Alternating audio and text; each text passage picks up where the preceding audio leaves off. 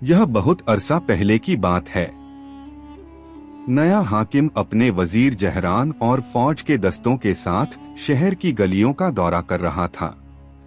जब वह शहर के बड़े मैदान में पहुंचा तो वहां लोगों का हुजूम देखकर उसने वजीर जहरान को हुक्म दिया कि मैदान के बीचों बीच उसका एक बड़ा मुजस्मत तामीर किया जाए ताकि शहर के लोग अपने नए बादशाह से वाकिफ हो जाएं और उसके दौरे हुकूमत की यादगार भी बन जाए। तकरीबन 3 महीने बाद जब मुजस्मा तराशने का काम मुकम्मल हुआ तो बादशाह ने फैसला किया कि वह खुद जाकर उसे देखे। वो बहुत बेचैन था। जब मैदान में पहुंचकर अपने मुजस्मे के सामने फक्र से खड़ा हुआ और उसकी शान और शौकत देखने लगा तो अचानक उसकी नजर मुजस्मे की नाक पर एक सियाह दाग पर पड़ी। करीब जाकर देखा तो वह परिंदे की बैठ थी। यह देखकर वह पागल हो गया और फौरन वजीर को हुक्म दिया कि उस परिंदे को पकड़कर लाया जाए ताकि उसके परों को मैदान में नोच दिया जाए और वह दूसरे परिंदों के लिए अब बन जाए। वजीर जहरान ने बगैर किसी ऐतराज के हुक्म मान लिया। वो जानता था कि बादशाह अपनी राय पर जदी है और उसके फैसलों पर बहस करना पसंद नहीं करता, इसलिए खामोश रहना ही बेहतर समझा। बादशाह महल लौट गया, मगर हर मुलाकात में वजीर से पूछता कि क्या परिंदा पकड़ा गया। वजीर हर बार यही जवाब देता कि तलाश जारी है। वक्त गुजरता गया और बादशाह ने वजीर को आखिरी मोहलत दी कि अगर अब भी उस अकसूरवार परिंदे को ना लाया गया तो वजीर को कैद कर दिया जाएगा। वजीर जहरान सख्त परेशान था और नहीं जानता था कि क्या करें। घर जाते हुए वजीर के जहन में एक ख्याल आया। वह फौरन अपनी बीवी के पास गया और उसे कहा कि बाजार जाकर उसके लिए एक बटेर सम्मान ले आए। बीवी ने उसका कहा माना। वजीर ने बटीर को एक खूबसूरत रगवानी जामिनी रंग से गांगा और उसे लेकर बादशाह के पास पहुंचा। बादशाह ने जब इस परिंदे को देखा तो उसके खूबसूरत रंग से खुश हो गया। उसे यह मालूम ना था कि यह तो आम बटीर है। वजीर ने कहा, यही वह परिंदा है जिसने आपके मुजस्मे के साथ बेअदबी की थी। यह परिंदा इस बस्ती का नहीं, कोई अजनबी परिंदा है। यकीनन इसने यह हरकत इसलिए की कि उसे मालूम नहीं था कि यह मुजस्मा आपका है। अगर उसे पता होता तो कभी ऐसी जसारत ना करता। वजीर की चाल यह थी कि बादशाह का ध्यान चौक में मौजूद कबूतरों से हटा दे, क्योंकि अगर नासमझ बादशाह को पता चल जाता कि असल में वो कबूतर था जिसने मुजस्मे पर गंदगी की, तो वह लाजमन हुक्म देता कि शहर के सारे कबूतर मार दिए जाएं। और इस तरह शहर के उन लोगों की रोजी बर्बाद हो जाती जिनका गुजारा कबूतरों की परवरिश और तिजारत पर था। इसीलिए वजीर ने यह तरकीब निकाली कि बादशाह यकीन कर ले कि यही अरगवानी परिंदा कसूरवार है। उसने परिंदे के परों को इसलिए रंगा था ताकि बादशाह पहचान ना सके कि यह तो आम बटीर है, बल्कि उसे यह लगे कि कोई नायाब और अजनबी परिंदा है। उसने अरगवानी रंग इसलिए मुंतखब किया क्योंकि बादशाह चटकीले रंग पसंद करता था और शायद खूबसूरती की वजह से उसे माफ भी कर दे। वाकई वजीर की तदबीर कामयाब रही। बादशाह ने परिंदे को माफ कर दिया, लेकिन यह फैसला किया कि उसे महल में रखा जाए ताकि उसके दरबार को जीनत बख्शे। वजीर जहरान घबरा गया कि अगर परिंदा महल में रहा तो एक वक्त आएगा कि अरगवानी रंग उतर जाएगा और बादशाह पहचान लेगा कि वह धोखे में रखा गया है। अगले दिन जब वजीर महल की तरफ जा रहा था तो रास्ते में एक गाय के बाड़े के पास से गुजरा। उसने एक थैला भरा हुआ गाय के गोबर से लिया और महल में ले गया। दरबार शुरू होने से पहले उसने वह गोबर इस पंजरे में डाल दिया जहां परांदा रखा था। जब दरबार भरा और बादशाह भी आया तो पूरे हाल में बदबू फैल गई। बादशाह ने हैरान होकर बदबू की वजह पूछी। वजीर जहरान ने कहा, ए हुजूर, यह बदबू इस अरगवानी परिंदे की फजलात से उठ रही है जिसे आपने अपने दरबार में रखा है। मैंने उस बारे में परिंदों के एक माहिर से पूछा। उसने बताया कि वाकई परिंदा दिखने में बहुत खूबसूरत है, लेकिन उसकी बड़ी खामी यह है कि आधा परिंदा है और आधा हाथी। यह परिंदों वाला दाना खाता है, लेकिन फजला हाथियों जैसा छोड़ता है, और यही फजला इस शदीद बदबू का बायस है। यह सुनकर बादशाह ने फौरन हुक्म दिया कि परिंदे को महल से बाहर फेंक दिया जाए, ताकि उसका महल किसी बाड़े में ना बदल जाए। यूं वजीर उस मुसीबत से बच गया जो इस परिंदे के ज्यादा देर महल में रहने से जरूर आ जाती। एक दिन हस्बे मामूल बादशाह अकड़ते हुए शहर की सैर को निकला। जब वो मुजस्मे के पास पहुंचा तो देखा कि इस बार पूरा मुजस्मा सिर से पांव तक परों की बेड़ से लथपथ था। वो आग बबूला हो गया। उसने वजीर और सिपा सालार को हुक्म दिया कि फौरन तैयारी करें, सुबह रवानगी होगी इस बस्ती पर चढ़ाई करने के लिए जहां से यह अजीबो परिंदे आते हैं। उसका हमकाना ख्याल था कि इन परों के आमाल की जिम्मेदारी उनके लोगों पर है। यह सुनकर वजीर को अंदाजा हुआ कि मामला अब उस रख पर जा रहा है जो वह हरगिज़ नहीं चाहता था। उसे मालूम हुआ कि अब उसे कोई नई चाल चलनी होगी ताकि बेगनाह सिपाहियों की जाने महज बादशाह की बेवकूफाना सोच की नजर ना हो जाए। सुबह हुई, बादशाह वजीर और सिपा सालार के साथ बैठा। सफर का हुक्म जारी करने ही वाला था कि वजीर जहरान ने कहा, है मेरे आका, आप बादशाह हैं, हम आपके खादिम मुनासिब नहीं कि आप तकलीफ उठाएं। बेहतर यह है कि मैं सिपा सालार और चंद साथी पहले जाकर इस मकाम का सराग लगाएं, जहां से वह परिंदे आते हैं, फिर आपको मुकम्मल खबर दें। इस तरह आपको सफर की जहमत भी नहीं उठानी पड़ेगी और कलील तादाद में जाने से साजू सामान की बचत भी होगी। वजीर की बात बादशाह को पसंद आई और उसने फौरन हुक्म दिया कि यही तरीका अपनाया जाए। वजीर, सिपा सालार और चंद सिपाही शहर से निकल पड़े। उनकी नीयत तो यह जाहिर की गई थी कि वह करीबी बस्तियों में जाकर परिंदों का सुराग लगाएंगे, लेकिन वजीर के जहन में तो बिल्कुल और मंसूबा था। आखिरकार जब सूरज गुरूब के करीब था, वो एक सरसब्ज नखलिस्तान तक पहुंच चुके थे जो रीत के टीलों के दरमियान छिपा हुआ था और हर तरफ से खजूर के दरख्तों ने उसे घेर रखा था। वजीर ने हुक्म दिया कि सामान उतार लिया जाए और खेमे लगाकर रात वहीं गुजारी जाए। सब ने आराम किया। फिर वजीर ने उन्हें बुलाया और कहा कि उसके पास एक निहायत अहम बात है। सब उठे हुए तो वजीर जहरान ने कहा, हम इस जगह एक पूरा महीना कयाम करेंगे, फिर वापस जाकर बादशाह को बताएंगे कि हमने परिंदों का सुराग लगाया और वह 10 से ज्यादा बस्तियों से आते हैं। जाहिर है बादशाह इन सब बस्तियों पर एक साथ हमला नहीं कर सकता। यूं वो अपने अहमकाना फैसले से खुद ही बाज आ जाएगा और हम अपने सिपाहियों और उन बेगनाह बस्तियों के लोगों की जानें बचा लेंगे। सिपाही वजीर की हिकमत और दानाई को बहुत कदर की निगाह से देखते थे, लिहाजा बगैर किसी तरद्दुद के उसकी बात मान ली। उन्हें वजीर की अक्लमंदी पर पूरा एतमाद था, क्योंकि वह जानते थे कि बादशाह सिर्फ अपनी ख्वाहिशात और वहमो गुमान के पीछे चलता है और हुक्म चलाने के सिवा उसे कुछ नहीं आता।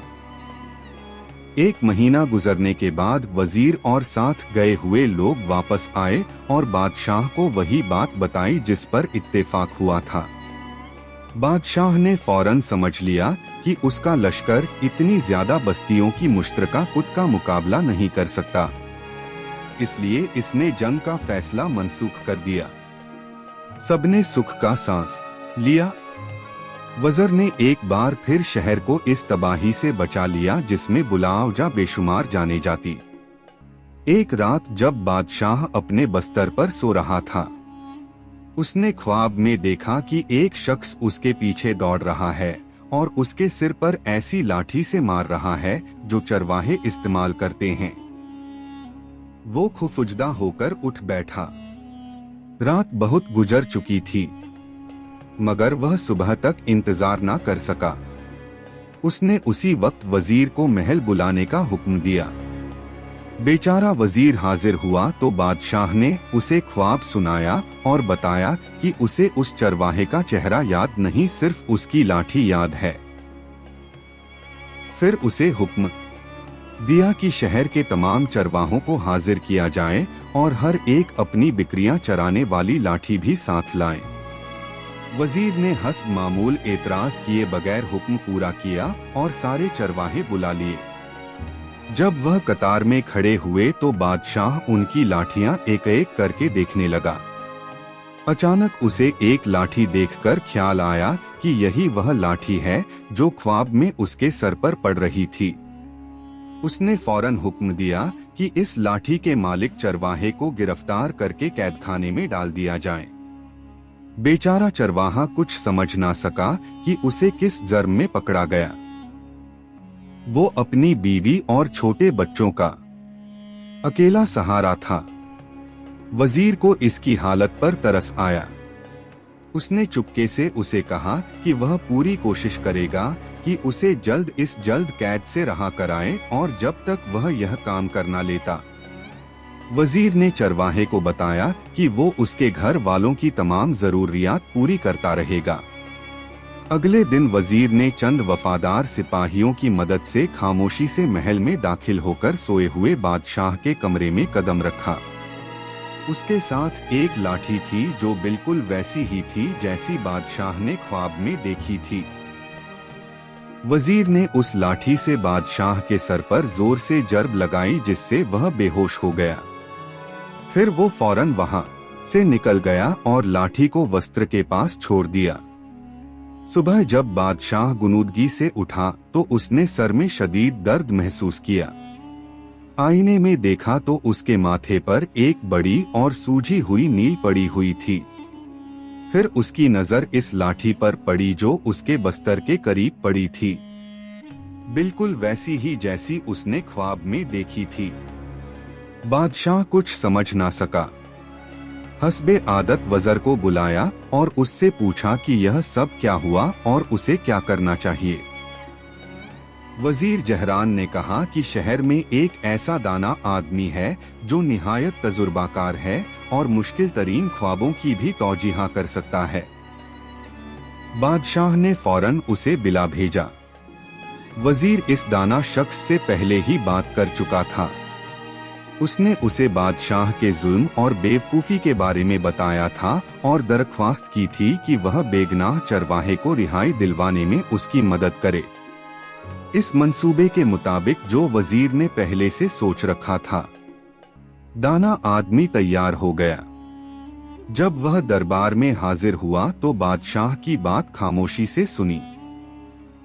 जब बादशाह बात खत्म कर चुका तब दाना ने कहा, जिस चरवाहे को आपने कैद कर रखा है वह उस इल्जाम से बिल्कुल बेगनाह है। उसकी बेगनाही की सबसे बड़ी दलील यह है कि जिस जर्ब का आपने ख्वाब में जिक्र किया था वही जर्ब आज हकीकत में आप पर दोबारा वारिद हुई है। अगरचा तुमने चरवाहे को कैद कर रखा है, मगर असल मुजरिम कोई और है और मैं खुदा की मदद से तुम्हें उसका चेहरा दिखा सकता हूँ। अगर आप ए बादशाह मेरी चाल पर अमल की इजाजत दें। बादशाह ने पूछा, और तुम्हारी चाल क्या है? दाना ने जवाब दिया, हम आवाम में ऐलान करेंगे कि एक नामालूम लाठी सोए हुए बादशाह के सर पर गिरी और इस लाठी ने वो सिर दर्द खत्म कर दिया जो पिछले 5 साल से आपको सता रहा था और जिसके इलाज में बेहतरीन तबीब और बड़े बड़े हकीम नाकाम रहे थे, मगर इस अजीब लाठी ने वह कर दिखाया जो किसी से ना हो सका। फिर हम एक इश्तहार चश्मा करेंगे जिसमें उस लाठी की तफसील होगी ताकि उसका असल मालिक उसे पहचान ले और ऐलान करेंगे कि जो भी इस लाठी का मालिक साबित हुआ उसे बादशाह की तरफ से बहुत बड़ी इनामी रकम मिलेगी, इस एहसान के बदले जो उसकी लाठी ने बादशाह पर किया। यूं असल मुजरिम खुद चलकर आपके सामने आ जाएगा। उसके बाद जो फैसला चाहे आपका अख्तियार है। बादशाह दाना के तजिए और चाल से मुमन हुआ। उसने फौरन बेगनाह चरवाहे की रहाई का हुक्म दिया और इस मंसूबे पर अमल करवाया ताकि असली मुजरिम को गिरफ्तार किया जा सके। शहर में एक ऐसी खानदान बौद्धबाश रखता था जिसका बादशाह से करीबी रिश्ता था। वो इस रिश्ते का फायदा उठाकर कमजोर लोगों पर जुल्म ढाते, उनका माल हड़प करते और कोई उन पर सवाल नहीं उठाता। सब कुछ महल की पछली हिमायत से होता था। वजीर ने मनादी करने वाले को हुक्म दिया कि वो ऐलान सिर्फ इसी इलाके में करें जहां यह सरकश खानदान रहता था और किसी और जगह बिल्कुल ना करें। जब इस खानदान को बादशाह के ऐलान का पता चला तो वह जमा हुए और आपस में मशवरा किया। उन्होंने अपने बड़े को मुंतखब किया कि वह दावी करें कि लाठी उसी की है ताकि इनाम भी पाए और महलाती असर वो रसूख में मजीद बढ़त हो। वो ऐसा करने गया मगर जल्द उसे ख्वाहिश हुई कि काश वो ना जाता, क्योंकि बादशाह ने फौरन हुक्म दिया कि उसे कैद में डाला जाए। उसका तमाम माल वो दौलत जब्त कर लिया जाए और उसके खानदान को महल की सरपरस्ती से महरूम करके उनका सारा अख्तियार छीन लिया जाए। यह इस सजा के तौर पर कि उसने ख्वाब में बादशाह के सर पर जर्ब लगाई थी। दिन हफ्ते गुजरते गए और वजीर जहरान अब भी बादशाह की बेमिसाल हमाकत से नब्दा आजमा था। वो दिल में दुआ करता रहता था कि खुदा कोई मार्जा करे जो इस अहमक बादशाह के दुअर का खात्मा करे और शहर वालों और खुद वजीर दोनों को उसके जुल्म और नादानी से निजात मिले। एक दिन हस्ब मामूल बादशाह अपने उस्तबल में घूम रहा था। उसे अपने घोड़ों से खास लगाव था और एक घोड़ा तो ऐसा था जिसका हुस्न और शान दीदनी थी। बादशाह उस पर दूसरे शहरों के हुक्मरानों के सामने फक्र करता था और वो घोड़ा हुस्ने घोड़ा के तमाम मुकाबले जीतता था। बादशाह इस खूबसूरत असील घोड़े के गर्द चक्कर लगा रहा था, उसकी तारीफें कर रहा था और उसे शौक से देख रहा था। अचानक इसके जहन में ख्याल आया, इतने हुसैन और शानदार घोड़े को उस्तबल में कैद रखना कहाँ का इंसाफ है। ऐसा हुस्नमंद जानवर जरूर मेरे शहर में कोई बड़ा मनसब हासिल करना चाहिए। आज से मैं तुम्हें सिपा सालार यानी फौज का सरबराह मुकर करता हूँ और आज से तुम ही मुहाफिजों और सिपाहियों पर हुक्म चलाओगे। यह कहकर बादशाह हस्तबल से निकलकर दरबार की तरफ रवाना हुआ। उसका असील घोड़ा भी उसके साथ था। जब वो मजलिस में पहुंचा तो उसने सुपा सालार वजीर जहरान तमाम मावनीन और दरबारियों को जमा किया और उन्हें अपना नया फैसला सुनाया। आज से मेरा यह घोड़ा सपा सालार होगा और हुक्म उसी का माना जाएगा। मजलिस में सुन्नाटा छा गया। कोई भी उस फैसले पर लबकेशाई ना कर सका सिवाय सुपर सालार के जो जब्त से बाहर हो गया। वो बादशाह के सामने भड़क उठा, आप मुझे एक घोड़े से बदल रहे हैं। मैंने वह दिन देखा है। मैंने आपकी हुकूमत के आगाज से आज तक एक हुक्म नहीं डाला और अब जब पैमाना लबरीज हो चुका है, मुझे कहने दें कि आप उस शहर का सबसे बड़ा अहमक हुक्मरान है, बल्कि तमाम हुक्मरानों में सबसे ज्यादा अहमक। अगर आपके ऐसे फैसले जारी रहे तो हमारा अंजाम तबाही के सिवा कुछ ना होगा। बादशाह अपने घोड़े की तरफ मुड़ा और उससे यूं मुखातिब हुआ जैसे वह इंसान हो। आए नए सिपा सालार, क्या तुम इस गुस्ताख सिपा सालार को बरतरफ करके कैद करने के मेरे फैसले से मुत्तफक हो? घोड़ा सर ऊपर नीचे हिलाने लगा। यह उसकी फितरी आदत थी, इताअत की अलामत नहीं। मगर बादशाह ने खुशी से कहा, देखा, तुम सब ने देखा, वो मेरे फैसले से इत्तेफाक कर रहा है। मैंने उसे सिपा सालार बनाकर बेहतरीन फैसला किया है। फिर सिपा सालार से बोला, मैं तो चाहता था कि तुम्हें अपने घोड़े का मावन बना दूं, मगर तुमने खुद पर जुल्म किया है। तुमने सुरक्षी की और मेरी नाराज के मुस्तहक बने। सिपा सालार ने गुस्से से जवाब दिया, कैद मुझे उससे बेहतर है कि मैं आप जैसे अहमक की खिदमत करूं। चुनाचे उसे फौरन कैद कर दिया गया। वज़ीर ज़हरान दौर से हालात देख रहा था। उसका ज़ब्त दम तोड़ने लगा था, मगर वह अपने गुस्से को अंदर ही अंदर दबा रहा था। वह जानता था कि बेवकूफ़ी का मुकाबला गुस्से से नहीं बल्कि अकल, मंसूबाबंदी और सही वक्त से किया जाता है। और क्योंकि बादशाह पर नसीहत कारगर नहीं होती, इसलिए वाहिद रास्ता हिकमत और चाल ही बचता था। इत्मा खत्म हुआ, सब लोग चले गए। तब वजीर ने अपने वफादार सिपाहियों को इकट्ठा किया और उन्हें अपनी नई चाल से आगाह किया। बादशाह की एक आदत थी, वह हफ्ते के हर दिन शिकार के लिए जाता था। आमतौर पर सिपा सालार और चंद मुहाफिज उसके साथ होते थे, मगर अब सिपा सालार कैद में था। इसलिए उस हफ्ते बादशाह ने फैसला किया कि शिकार में सिर्फ अपना घोड़ा साथ ले जाएगा। शिकार का दिन आया। बादशाह अपने असील घोड़े और मुहाफिजों के साथ जंगल की तरफ रवाना हुआ। वजीर जहरान और उसके साथी रास्ते में छिप कर बैठ गए थे। वही रास्ता जो जंगल की तरफ जाता था। वो बादशाह के गुजरने का इंतजार कर रहे थे। अभी चंद लम्हे ही गुजरे थे कि बादशाह का काफिला वहां पहुंच गया। वजीर ने इशारा किया और उसके साथियों ने फौरन एक बड़ा सानप घोड़े के सामने फेंक दिया। घोड़ा खौफजदा होकर दोनों पछली टांगों से जोर जोर से ठोकरें मारने लगा। एक लात बादशाह को लगी और उसे दूर जा फेंका। कुछ मुहाफिज भी जख्मी हुए। फिर घोड़ा भाग निकला और बादशाह जोर से चीख रहा था, वापस आओ, इरे वापस आओ। इस सिपा सालार मेरे हुक्म की नाफरमानी क्यों? मैं तुम्हारा बादशाह हूं, मेरी बात माननी लाजिम है। अभी बादशाह और उसके सिपाही संभल भी ना पाए थे कि वजीर और उसके साथी सामने आ खड़े हुए। बादशाह ने समझा कि वो उसे बचाने आए हैं, मगर अचानक वो चमक